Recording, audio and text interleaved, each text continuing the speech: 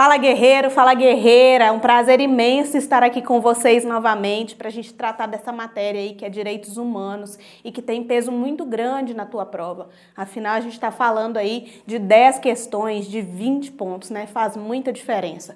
Não é uma matéria muito difícil, a gente já passou por aqui, né? Estivemos juntos, vocês viram que é uma coisa básica, de fácil compreensão, desde que a gente estude ali em cima do edital da forma que foi proposto. Então, a gente já teve a oportunidade de tratar de outros temas, de outros assuntos aqui, mas hoje eu quero falar com vocês sobre algo que foi muito solicitado.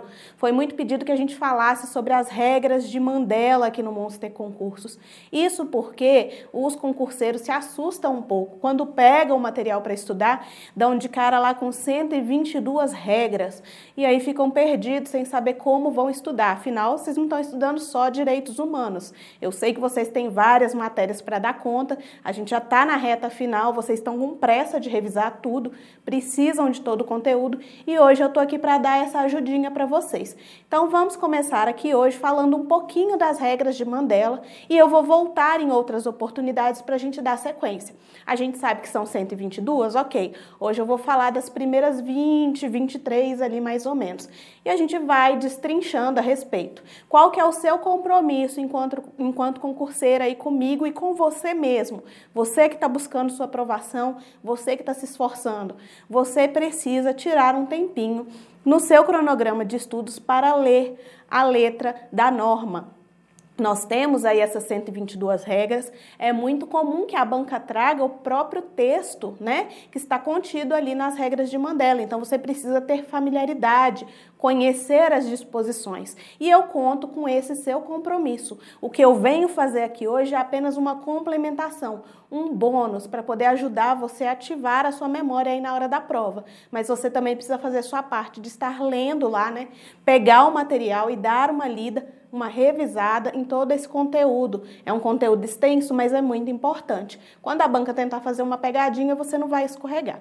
Então, vamos começar aqui. Para situar, né? A gente está falando de regras de Mandela. Então, na verdade, o que são essas regras de Mandela? Recebeu esse nome em referência a Nelson Mandela. Nós estamos falando aí de uma normativa aprovada em 1955 pela ONU, que na verdade a gente chama de regras mínimas para o tratamento de presos, para o tratamento de reclusos, né? Então são regras mínimas que os estabelecimentos prisionais devem seguir. Quais estabelecimentos prisionais, professoras? Todos aqueles estabelecimentos prisionais que estão nos países que são Estados-membros, né? Que fazem parte ali da ONU. Então, a partir do momento que o país está vinculado à ONU e faz parte daquele sistema global, que a gente chama também de sistema onusiano, ele está se dispondo a seguir as regras, seguir as normas que a ONU propõe para melhorar os direitos humanos dentro do seu sistema doméstico. A partir deste momento, o Brasil, que faz parte, ele se propõe também a melhorar o seu sistema penitenciário, seu sistema carcerário com essas normas. Essas normas, elas são o que a gente chama de programáticas. Elas não são impositivas, mas elas dão as orientações para que a gente melhore a questão dos direitos humanos dentro dos nossos sistemas prisionais aqui no nosso país e nos outros também que são vinculados aí à ONU. Então, essas regras, como eu disse, elas são datadas aí a aprovação de 1955, porém passou por uma revisão em 2015. Essa revisão também é muito importante. Dependendo do tipo de artigo, né, da regra que a gente for falar, eu vou mencionar com vocês, havendo necessidade, se é uma regra nova, se é uma regra que foi revisada em 2015, porque são as que são mais cobradas em prova. Do nosso primeiro material aqui, hoje até que a gente não tem, mas nas próximas aulas eu vou trazer para vocês aí esses detalhes, onde vocês precisam prestar mais atenção ainda, justamente por causa dessa revisão aí no ano de 2015. Então, eu peguei aqui para vocês, né, a gente tá lá, começa a ler, né, pega aí. Se você quiser pegar aí na internet, você começa a ler lá, ela tem a estrutura, começando por princípios básicos e vem trazendo as principais regras. Então, você começa lá, regra número 1, regra número 2, a gente vai falando aqui um pouquinho sobre elas. A gente vai ver que, de cara, ali na primeira regra, a gente já vai ver que tem o princípio da dignidade da pessoa humana em voga. Toda vez que a gente está falando de direitos humanos, a gente sempre vai estar associando também o princípio da dignidade da pessoa humana. E para nós, brasileiros, ainda mais porque é uma base que está também na nossa Constituição, né? A gente tem ali como base da nossa República Federativa, logo nos primeiros artigos da Constituição Federal, o princípio da dignidade da pessoa humana. E a gente tem uma Constituição toda pautada nesses valores humanos, nas garantias fundamentais, toda essa ideia de proteção aí. Então, quando a gente for falar sobre os presos, a gente vai lembrar sempre que não é porque eles estão presos, eu sempre falo isso, que eles deixam de ser pessoas. Então, nós vamos tratá-los como pessoas humanas, com o seu valor, com a sua dignidade, que, contudo, estão reclusos por um período, estão afastados ali da sociedade por um período determinado de tempo. Isso não faz com que a gente tenha direito de tratá-los como animais, de tratá-los, de não respeitar os seus direitos humanos, de tratá-los como coisa, de tratá-los como objeto. Precisamos internalizar no sistema penitenciário essas regras para poder dar um caráter mais humanístico à pena que a pessoa está cumprindo, ok? Então a gente começa lá vendo que não pode ter tortura. Então lá na primeira regra de cara a gente já vê a explicação de que é vedado qualquer tipo de tortura, tratamento cruel, tratamento degradante, e logo que isso vem lá da base da DUDH. A gente sabe que a gente tem isso de referência, né? É um outro documento que a gente estuda aqui para a nossa prova. Então, como a DUDH já fala a respeito da vedação da tortura, as regras também de Mandela vão falar que os presos também não podem sofrer tortura sob nenhuma hipótese. Isso é bem óbvio, né, pessoal? Se a gente não pode praticar tortura contra uma pessoa, se é um direito humano não torturar, né, não passar por essa tortura, por esse tratamento cruel, degradante, não é porque a pessoa está presa que vai ser autorizado, né? Então, nós vamos seguir as mesmas regras. Antes de pensar nas regras de Mandela, a gente sempre vai ter em mente também a Declaração Universal de Direitos Humanos. Ela é universal, ela vale para todos, independente de quem essas pessoas sejam, independente do que elas tenham feito, independente de onde elas estejam. Tá? Então, a gente não vai aceitar tortura. O que a prova faz com você? A prova traz uma questão, te contando um caso ali, né? O que o João fez, o que o José fez, e que diante daquela situação, como medida disciplinar, foi aplicado um castigo de tortura moderado. Ou conta para você alguma situação que você percebe que ela tem esse caráter cruel ou tem esse caráter degradante. E aí a prova vem colocando para você que pode, nessa situação, vai ser autorizado. Não, nós não temos vírgula, nós não temos mas. Não pode tortura, ponto. A gente não vai colocar nada. Ah, pode tortura nesse caso, não pode tortura, mas se fizer isso, não pode tortura, porém se o preso não tem, é ponto, não pode tortura, ok? Aí a gente já zera ali a primeira regra. A próxima regrinha que a gente tem é a da vedação da não discriminação. Essa discriminação a gente vai gravar as palavras. Então a gente vai pensar o que não pode ser discriminado. Se você tem material aí na sua casa com o texto, e se você quiser ir marcando, você tem que gravar essas palavras, né? Não pode discriminar pelo sexo, pela raça, né? A gente usa o termo raça, nem é cientificamente correto, porque, na verdade, raça é uma só, raça humana, né? Mas essa raça, quando a gente utiliza, é para poder falar da pessoa preta, da pessoa parda, do indígena e assim por diante, né? Sexo, raça, língua, nacionalidade, não pode nenhuma distinção nesse sentido. E também não podemos fazer distinção em relação à religião. E em relação à religião, a gente vai ter uma atenção especial, porque as regras de Mandela trazem para a gente que deve ser dado ao preso o direito ali de exercer a sua crença. Também vejam que é um direito humano, né? Preconizado lá na DUDH. Essa liberdade de crença religiosa que a gente tem, ela vai ser mantida durante o tempo de reclusão da pessoa ali. Então, a pessoa que está reclusa, ela pode e deve professar a sua fé e pode, inclusive, se encontrar, né? Encontrar ali dentro do estabelecimento prisional pessoas da mesma fé para compartilhar aquela crença. Então, podem sim, nos presídios, ter as reuniões, né? De determinado segmento religioso ali, de uma determinada denominação religiosa. Porque eles estão em comunhão de fé e isso é possível, né? Exercer a crença. Então, a gente não vai ter nunca discriminação em razão de nada. Repete o mesmo texto que a gente tem lá na DH falando, né? A gente já deu aula sobre isso, falando que não pode haver discriminação. Aqui também a gente vai tratar de uma ideia de igualdade, de isonomia, sem preconceitos, né? Tratar todos da melhor maneira, da forma mais igualitária possível. E a respeito de tratar de forma igualitária, a gente vai ter também o detalhe de que não é discriminatório o tratamento da pessoa com deficiência. Quando a gente pensar que ela é vulnerável dentro daquele sistema, vejam só, uma pessoa com deficiência, comparado com demais presos, ela está em situação de desigualdade, de vulnerabilidade. E aí essa pessoa pode sim, a depender do caso, receber ou precisar de um tratamento diferenciado. Isso está previsto aí nas regras mínimas de tratamento dos presos da ONU e a gente pode aplicar sem ser considerado um ato de discriminação. Então, vem claramente aqui, em relação à discriminação, a gente vai pensar na pessoa com deficiência. Tá? Então, são dois detalhes que a gente dá destaque aí, a religião, a pessoa com deficiência. É muito bom para fazer questão de prova, né? Porque você pode colocar uma questão, por exemplo, ali, que vai falar que tratar o fulano, né, vai contar a historinha ali para vocês, que o fulano é pessoa com deficiência, você vai observar pelo enunciado que ele é uma pessoa com deficiência e vai falar que ele não deveria estar recebendo determinado tratamento, porque isso está sendo discriminatório, os outros presos não recebem, está dando privilégio para ele dentro do presídio, está fazendo uma situação de discriminação com os outros presos.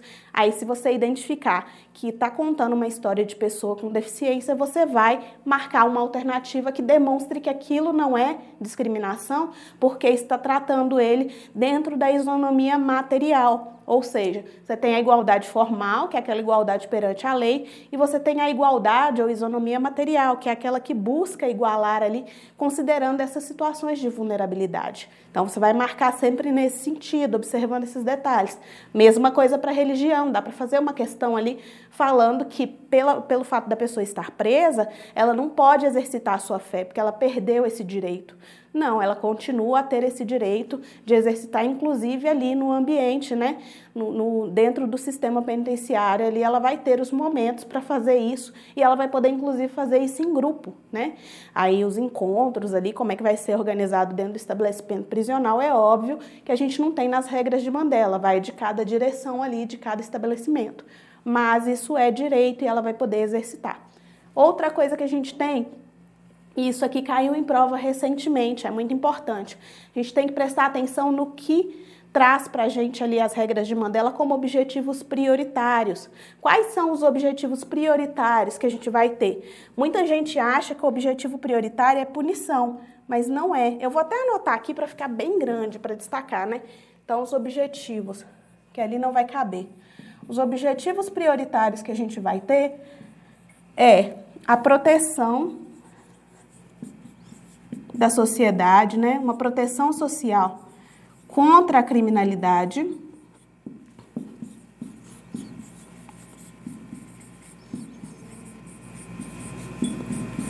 mais a ressocialização.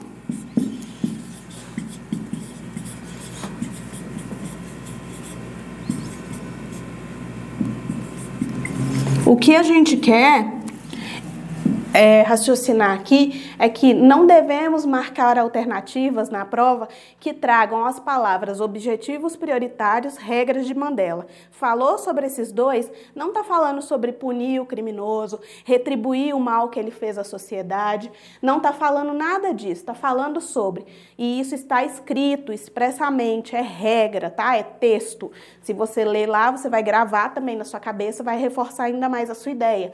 Proteção social contra a criminalidade, né? Proteger a sociedade da criminalidade, mais a ressocialização. Por que a ressocialização? Lá vai utilizar o termo para vocês, para a gente evitar, né?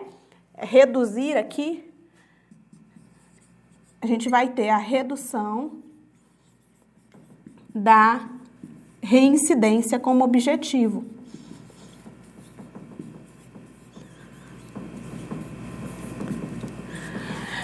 Porque a minha ideia é ressocializar, ou seja, levar aquela pessoa de volta à sociedade para um convívio em harmonia, afastando da criminalidade, para que ela não volte novamente a delinquir e não volte para o estabelecimento prisional. Com isso, eu reduzo essa reincidência. Reincidência não é justamente isso?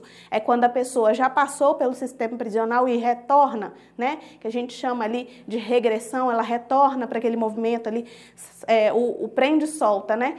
Prendeu hoje, soltou amanhã, prendeu amanhã de novo, depois de amanhã está solto de novo e assim por diante. A gente quer tirar desse ciclo. Enquanto a gente pensar aqui em regras de Mandela, a gente não vai pensar nas teorias que a gente tem aí, teoria retributiva, né? Teoria de retribuição da pena, né? Causou um mal, vai ter que pagar, não é isso. Não, nós não vamos pensar em punição como objetivo prioritário aqui na regra de Mandela. A gente vai pensar em proteção social, proteger a sociedade da criminalidade e pensar na redução da reincidência. Como que a gente faz isso? Através da ideia de ressocialização. Quando cair uma questão para vocês que for uma questão mais voltada para o nosso contexto atual e o contexto do nosso país, vocês vão ter que fazer o seguinte raciocínio. Olha, eu sei que até onde a gente tem levantamento de dados, o Brasil é o terceiro país que mais prende no mundo. E eu também sei que os índices de reincidência são altos. Se cair uma questão, eu vou ter que pensar o seguinte: as regras que estão previstas, os objetivos que estão previstos, eles são aplicados de fato, são aplicados verdadeiramente no nosso sistema, no sistema aqui doméstico, né? No funcionamento aqui dentro do nosso país, a gente consegue ver isso? A gente está cumprindo? A gente não cumpre. Por quê? A gente não consegue alcançar essa ressocialização, por isso a gente não consegue a redução da reincidência. Muito pelo contrário.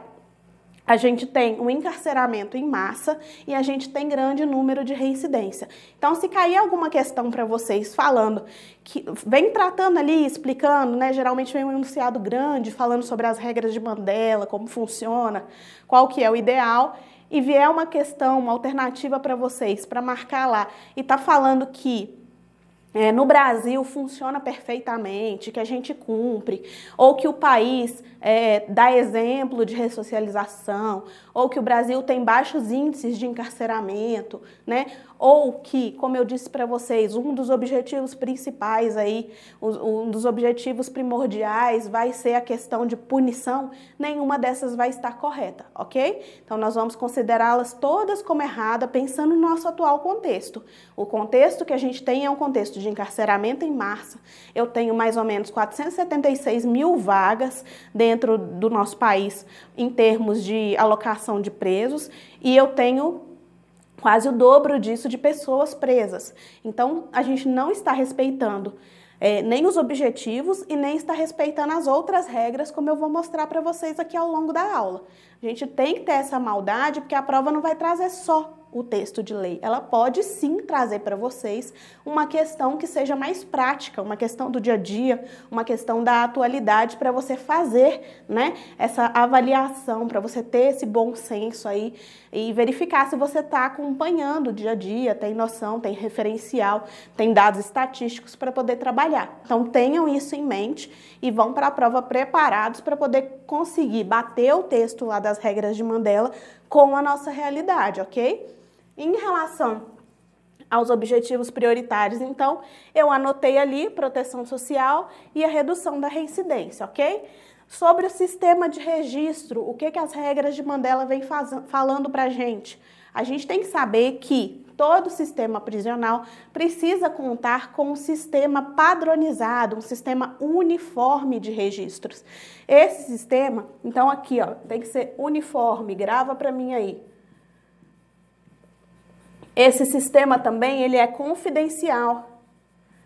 Ou seja, tem uma regrinha para mim falando que eu tenho que garantir que nesse sistema não vai ser qualquer um que vai acessar. Tem questão de prova que vai falar para vocês que os dados devem ser públicos. Afinal, as pessoas cometeram mal contra a sociedade e toda a sociedade tem direito de saber para poder se defender no futuro. Tem questão assim. Eu acho que eu já até trouxe em uma outra aula para um outro concurso aí, não sei se foi em Alagoas, eu já trouxe essa questão. Não é verdade. Não pode ser acessado por qualquer pessoa. Quem vai poder acessar isso? Quem tem interesse, quem está trabalhando diretamente com aquilo e o preso. O preso, sim, tem direito ao acesso ao seu próprio registro. E isso sem problema nenhum, sem nenhuma limitação. Por quê? Nesse sistema de registro, eu vou ter ali informações básicas que precisam entrar. Então, por exemplo, nenhum preso vai poder ser admitido se não tiver uma ordem formalizada, explicando os motivos da detenção, né, esclarecendo por que ele foi preso. Nesse sistema ele pode ter, por exemplo, cópia do processo.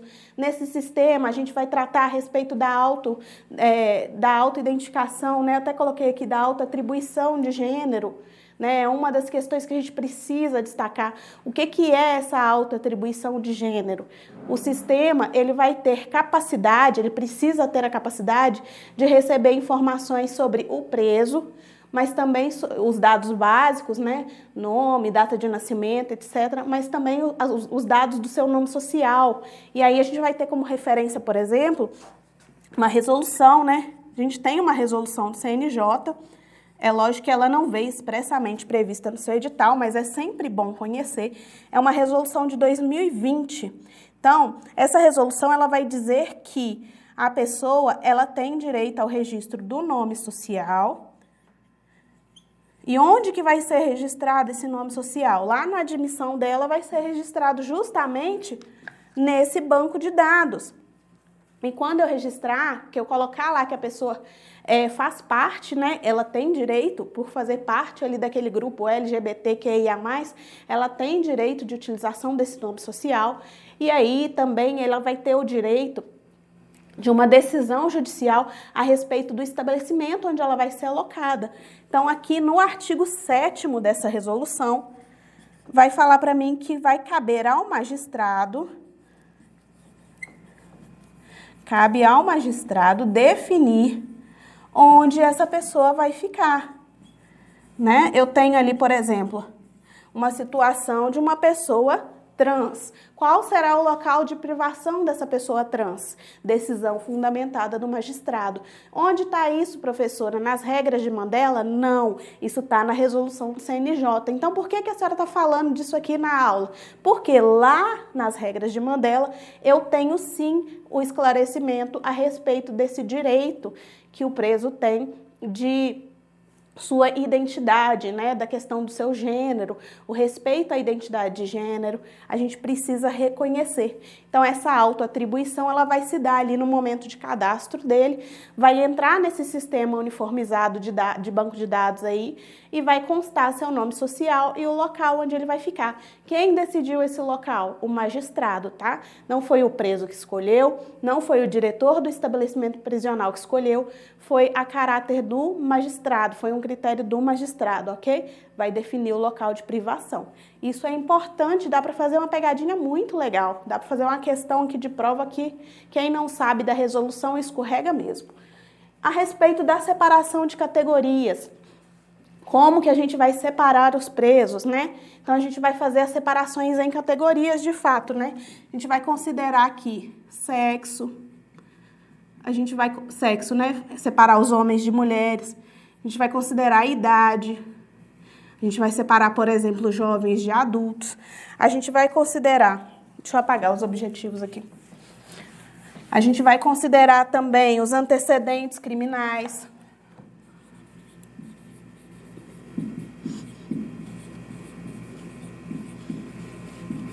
A gente vai considerar as razões da detenção.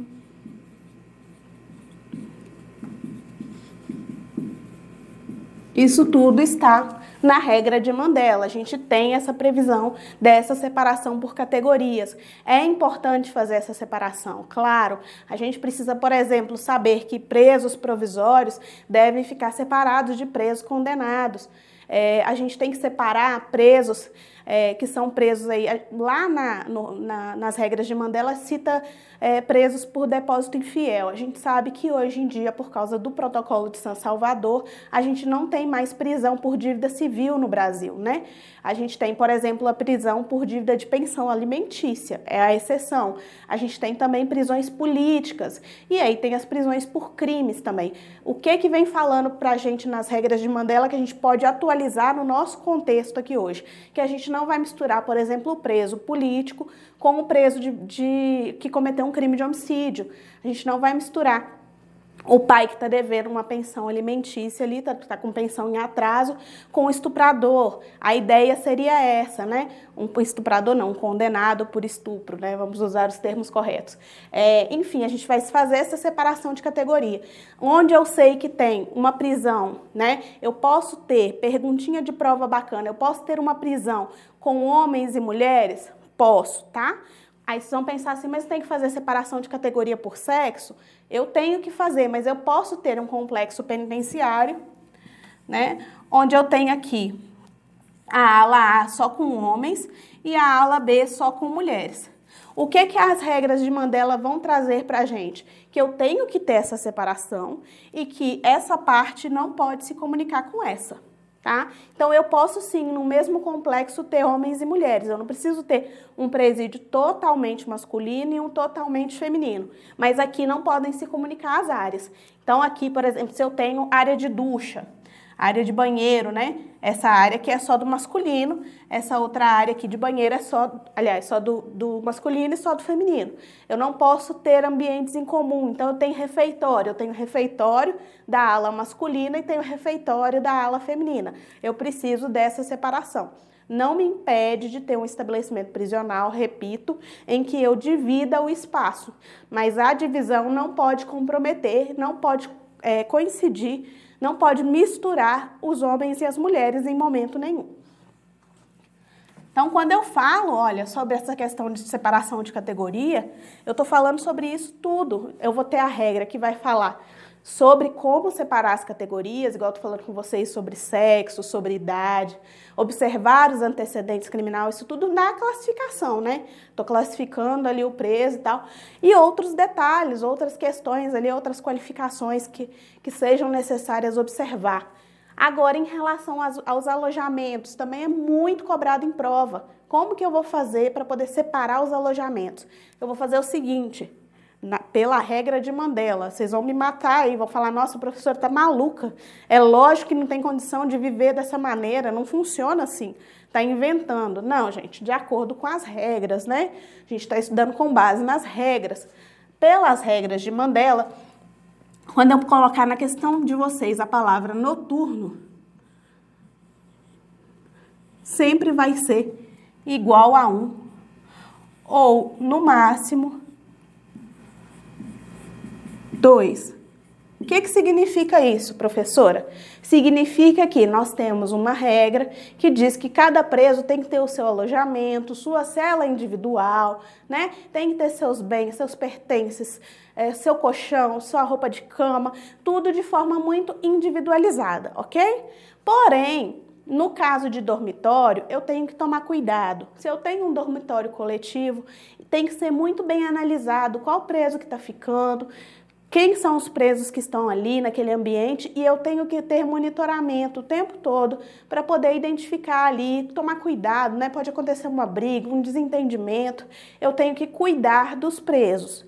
Agora, quando eu falar de repouso noturno, de cela para descanso noturno, eu vou falar que eu preciso colocar uma pessoa em cada cela, uma pessoa em cada dormitório.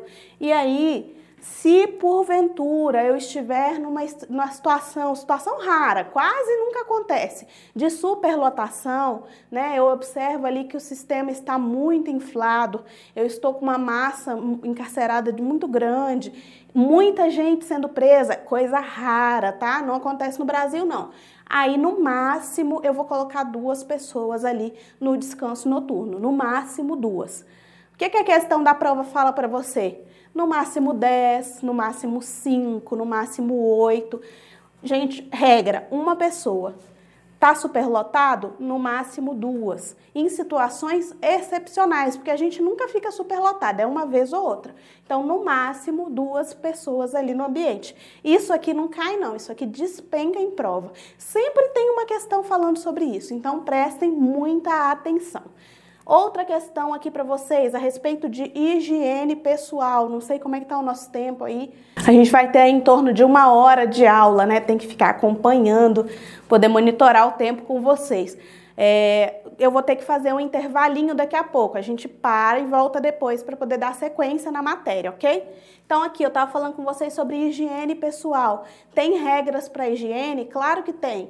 Regras de que a pessoa deve ter direito a estar sempre limpo, regras de acesso à ducha, um banho decente, um banho na temperatura adequada, observando o clima da região, né?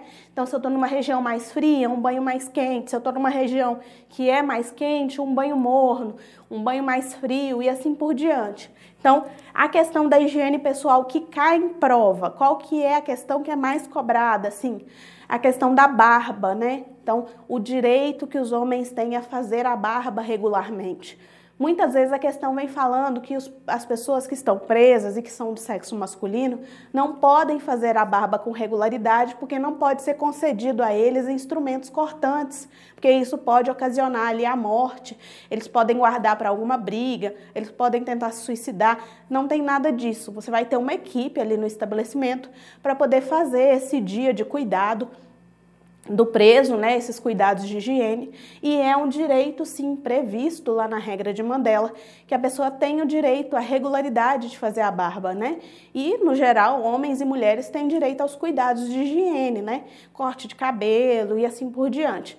E o banho também é interessante porque costuma cair que você tem direito a ele aí pelo menos uma vez por semana, observando sempre, claro, o clima, né, do local. Vamos parar um pouquinho, fazer um intervalo e aí daqui a pouco eu volto com mais regrinhas para vocês, ok? Daqui a pouco eu volto.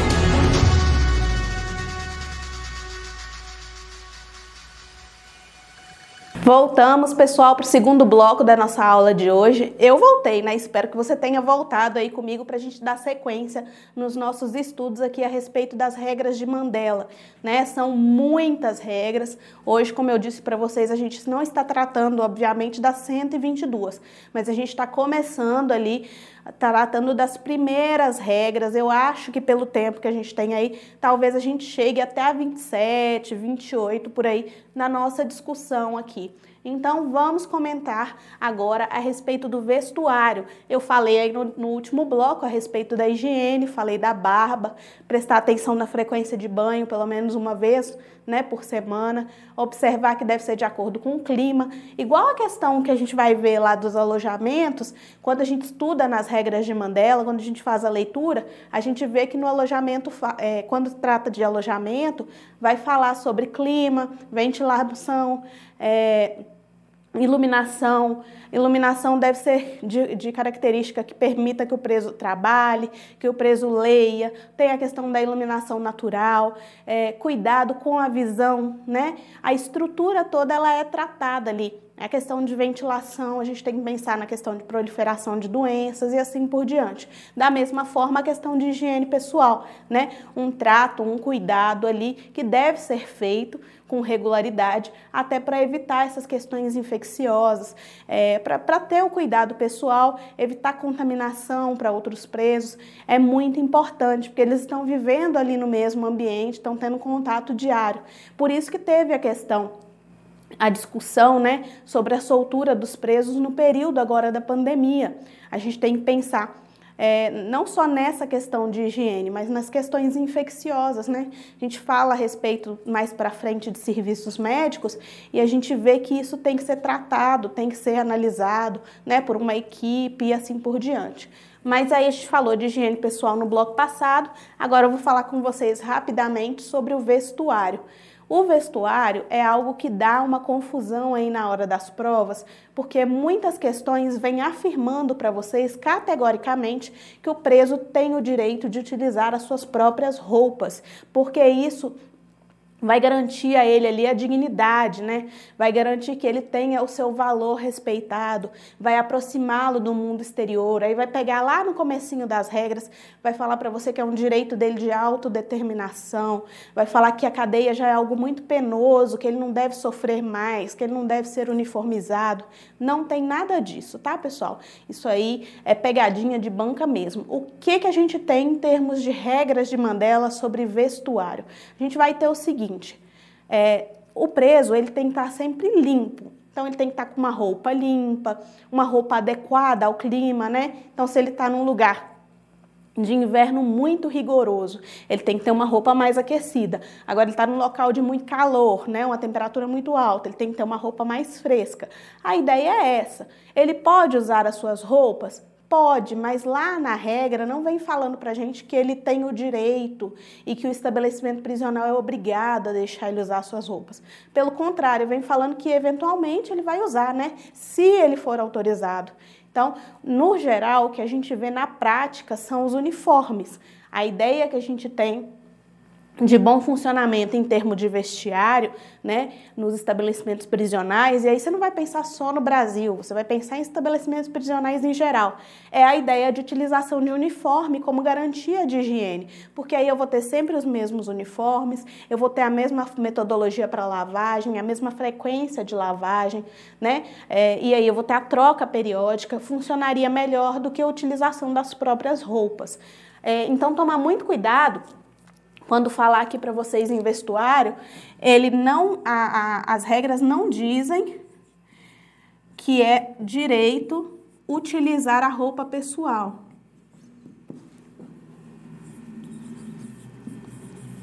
Então, das roupas próprias, né, das roupas pessoais. Não é um direito do preso, isso não tem nada a ver com a questão da dignidade dele, nenhuma dignidade está sendo ferida porque ele está utilizando o uniforme do sistema prisional, nada a ver. Agora, a gente tem que tomar cuidado em relação ao vestuário com as questões que falam sobre o afastamento do sistema ali, né, do preso do sistema prisional. Então, por exemplo, ele vai, eu vou até colocar aqui a palavra-chave para vocês, se aparecer alguma questão que falar sobre afastamento, né? Afastamento do estabelecimento.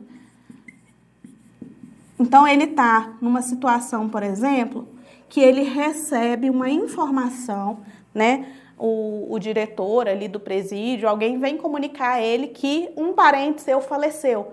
E que em decorrência desse falecimento, por causa da linha de parentesco, ele tem direito a comparecer ao velório, ok? Então, estamos nessa situação, imaginem que está cobrando isso aí para vocês na prova, está contando esse caso.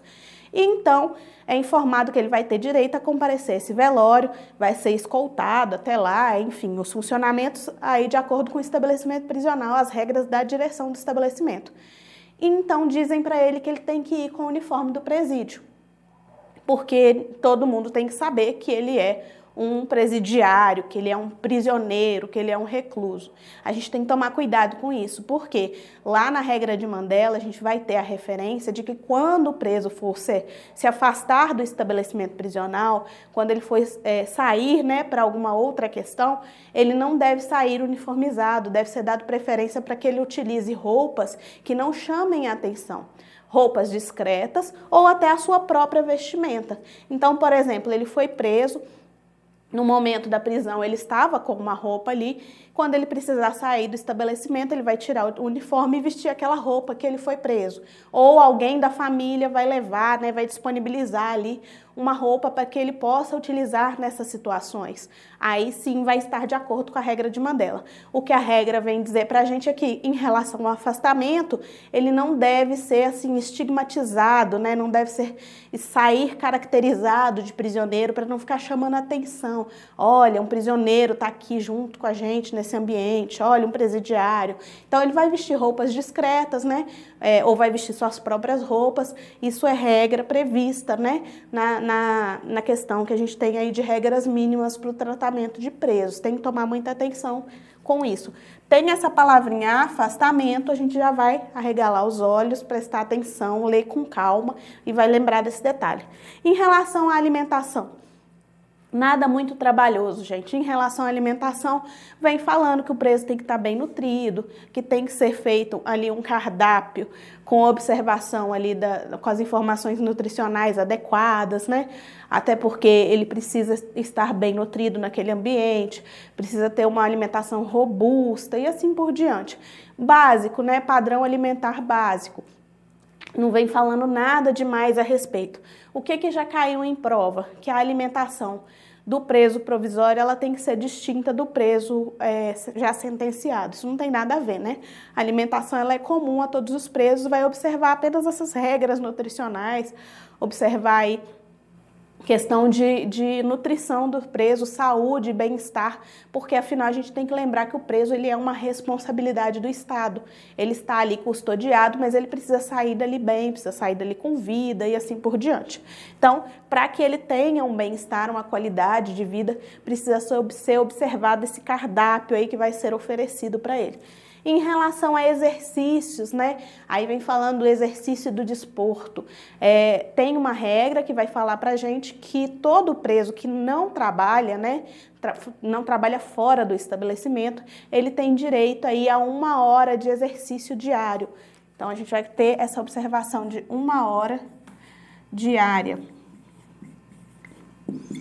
Para aqueles, lembrando, que não saem do estabelecimento prisional. Então, é aquele momento de 1 hora. E vem falando também que ele tem que ter atividades de recreação, de educação física, né? Corpo em movimento, saúde, né? Pensar sempre no lado da saúde, do bem-estar. Lembrar sempre, pessoal, quando a gente for fazer as questões, que a pessoa está presa, mas que um dia ela vai sair. E que a ideia seria que ela saísse dali melhor, né? A gente não falou lá sobre os objetivos, que é a redução da reincidência, a ressocialização. Então, eu quero que ele retorne à sociedade com uma qualidade de vida, né? Eu não quero que ele sofra prejuízos ali dentro do ambiente prisional. Para além disso, eu acho que a gente pode aproveitar o tempinho que a gente tem e falar, por exemplo, sobre a questão de saúde, né? Então, vou colocar aqui sobre a saúde. Ou, aliás, eu posso até apagar né? A gente já falou disso tudo. Eu posso até tirar para ficar melhor a nossa visualização. A gente falar a respeito da saúde, a gente tem aí as regras que vão tratar sobre os serviços médicos. Acho que dá tempo da gente falar de todas elas, pelo horário que eu estou acompanhando aí. Então, os serviços médicos. O que a gente tem em relação aos serviços médicos? Obviamente, é direito do preso, né, gente? Porque, como eu disse agora há pouco, o preso, ele é o quê? Responsabilidade do Estado. Então, o que a gente tem que ter dentro do ambiente prisional? Eu preciso ter igualdade de atendimento médico ou de saúde, né? Como se ele estivesse solto. Aí vocês vão ficar querendo chorar comigo, né? Da vontade de... Você não sabe se você ri ou se você chora. Mas basicamente é dizer que, da mesma forma que a comunidade tem acesso aos serviços básicos de saúde, o preso também deve ter. Então você vai pensar no SUS aí e você vai pensar que você é super bem atendido, que você sempre tem seus exames, todas as especialidades, né? Todo o atendimento médico que você necessita, você tem ele aí oferecido prontamente, por isso o preso também precisa ter oferecido aí prontamente a ele todos esses atendimentos. É lógico que vocês não vão pensar isso, né, gente? Vocês vão raciocinar comigo o seguinte, brincadeiras à parte, é que por causa dessa igualdade de saúde, se eu tenho oferecimento no SUS de consultas e exames, se eventualmente um preso precisar de um atendimento médico de urgência, precisar de um exame especializado que não tenha como fazer ali dentro da instituição, ele vai ser conduzido a um hospital, ele vai ser levado para atendimento, ele não vai ficar sem o atendimento médico. Então eu posso, dentro do meu estabelecimento prisional, ter uma estrutura para atendê-lo? Posso. Se eu tiver dentro do meu estabelecimento os equipamentos, né? Então, aqui dentro do estabelecimento, o que eu posso? Eu posso ter os equipamentos,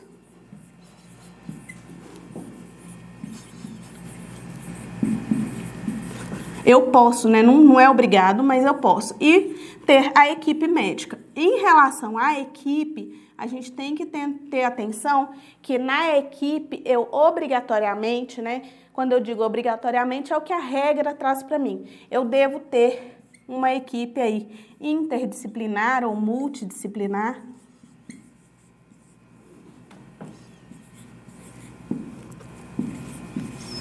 que tenha condições de cuidar ali dos presos. Então, quando eu pensar nessa ideia de equipe interdisciplinar, eu estou falando, por exemplo, de vários profissionais. Eu ter um clínico, um psicólogo, um psiquiatra, e especialmente o psicólogo e o psiquiatra, para cuidar não só da saúde física, mas também da saúde mental dos presos. Nós que passamos aí por esse período de Covid, a gente percebeu o quanto um isolamento mexe com a gente, né? Quantas situações a gente teve aí de pessoas que por causa desse período de isolamento que foi necessário, né? Essa quarentena que a gente cumpriu, lockdown e etc., como isso mexeu, como afetou a nossa saúde mental e quão necessário foi um acompanhamento psicológico de muitas pessoas em decorrência desse baque, desse choque aí do Covid, da pandemia.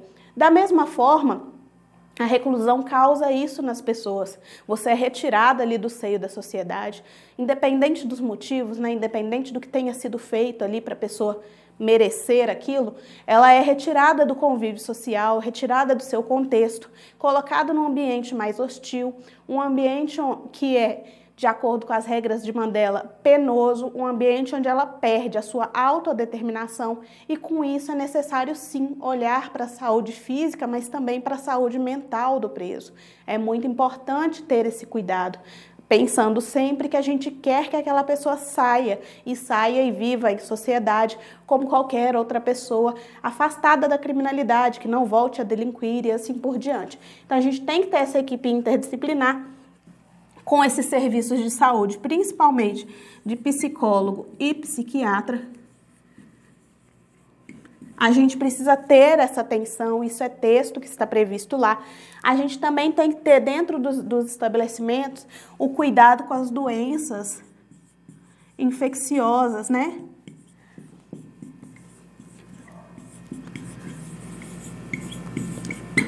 Quais doenças infecciosas? HIV, tuberculose, hepatite A, hepatite B. No Brasil, 60% o número de pessoas que estão encarceradas, né, com HIV é 60 vezes maior do que o número de pessoas da nossa sociedade, da nossa população brasileira.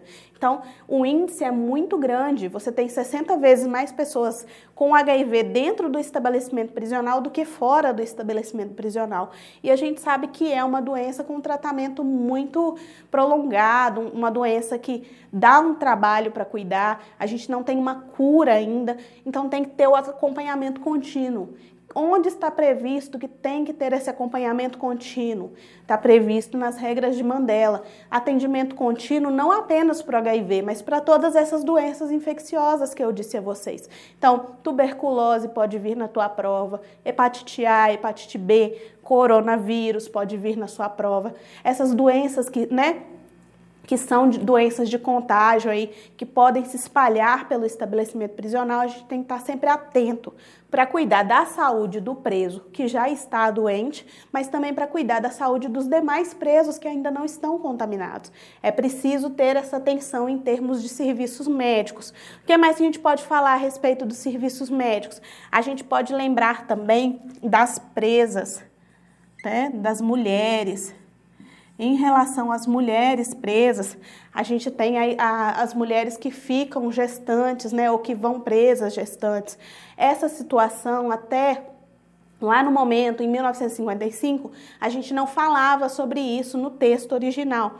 Porém, em 2015, na revisão, foi uma das coisas que a gente trouxe, né, voltado aí para as presas gestantes ou parturientes. Então, a gente vai ter alguns detalhes em relação aos serviços de saúde ofertados para elas. Elas precisam ter direito, por exemplo, aos exames necessários durante a gestação, fazer o pré-natal, o acompanhamento.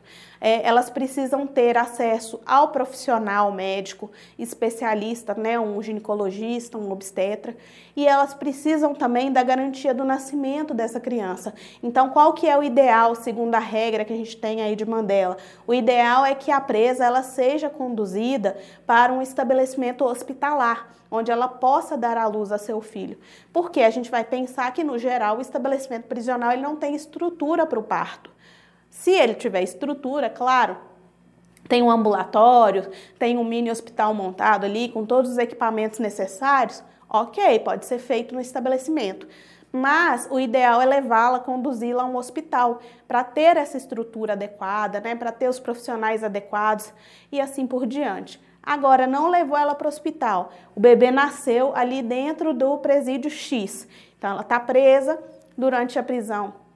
Ela até fez o pré-natal, fez o acompanhamento direitinho, mas o bebê que estava previsto o nascimento para o dia tal antecipou. Não deu tempo de levar, não conseguiram carro, enfim, aconteceu alguma coisa que não foi possível levá-la para um estabelecimento hospitalar. O bebê nasce dentro do estabelecimento, dentro do presídio X. O que não pode acontecer? Isso aí também matéria de prova, muito importante para a gente gravar. Na certidão de nascimento,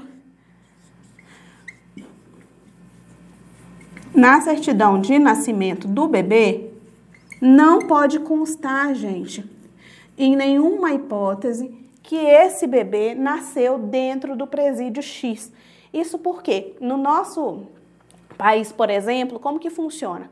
Você aí, né, tá estudando para o concurso, mulher grávida, tá batalhando aí, tá pensando como é que vai fazer o TAF, eu já passei por isso também, mas enfim, você está grávida, você já tem seu médico, tem o seu pré-natal aí, tá sendo feito direitinho, vai nascer o bebê aonde? Na maternidade X, na maternidade Y, tá tudo certo.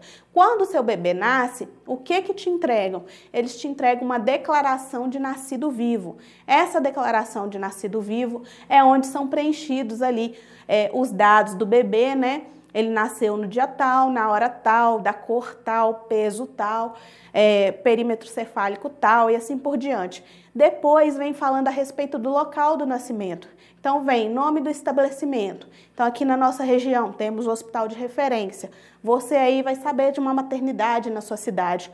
tudo certo, preencheu ali, depois vem com os dados da mãe, pode mencionar os dados do pai, se quiser mencionar, vem mencionando um pouco sobre as gestações anteriores, se a mulher já teve ou não filho, né? E aí o médico assina o documento. Para que serve esse documento aqui no nosso país? Com esse documento é que você consegue registrar o seu filho. Alguns hospitais têm um cartório dentro do estabelecimento hospitalar, você tem ali um profissional do cartório para fazer a certidão lá no hospital mesmo. Outros lugares você tem que ir até o cartório da cidade, né, e faz o registro de nascimento daquela criança. Aí você recebe a certidão de nascimento. Qual que é a grande questão aqui? Na hora de preencher qualquer documento, seja essa declaração de nascido vivo, seja a certidão de nascimento, eu nunca vou poder mencionar que a criança nasceu no presídio. Ela não tem culpa de ter nascido ali, ela não deve ser estigmatizada dessa forma. Nossa, daqui 10, 20, 30 anos vão ver que essa criança era filho de uma presa. Não deve ser colocado, tá? Então, é vedada essa colocação do estabelecimento prisional como local de nascimento. O ideal é levar para o hospital. Não levou para o hospital, você vai mencionar lá um endereço de nascimento, mas não vai falar que é no presídio X, no presídio Y, ok? Sobre as presas, a grande modificação que a gente teve também, que é muito importante, cai muito em prova, é neste momento parto ou no momento pós-parto. Então, era muito comum algemar as presas durante o trabalho de parto, né? Nessa ideia, nessa possibilidade aí de fuga, uma possibilidade de risco aí de tentar fugir do estabelecimento ou de colocação de integridade física das pessoas ao redor em perigo. Utilizava-se essa justificativa para poder fazer a prisão delas, algemar, amarrar de alguma maneira na maca.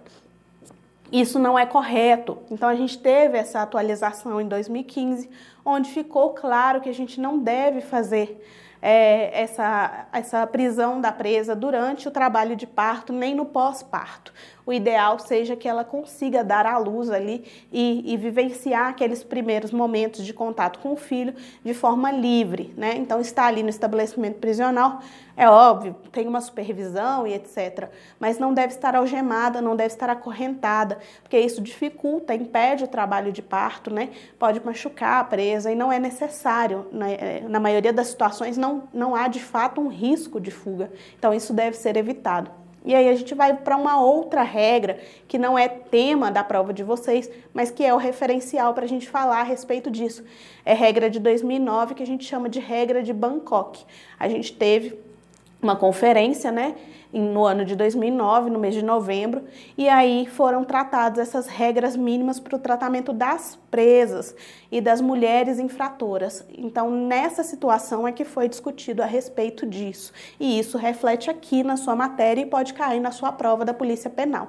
Então, gente, a respeito dos serviços de saúde, eu acho que a gente consegue, com essas informações, absorver bem aí e levar para a prova bastante informação que te ajuda a resolver as questões.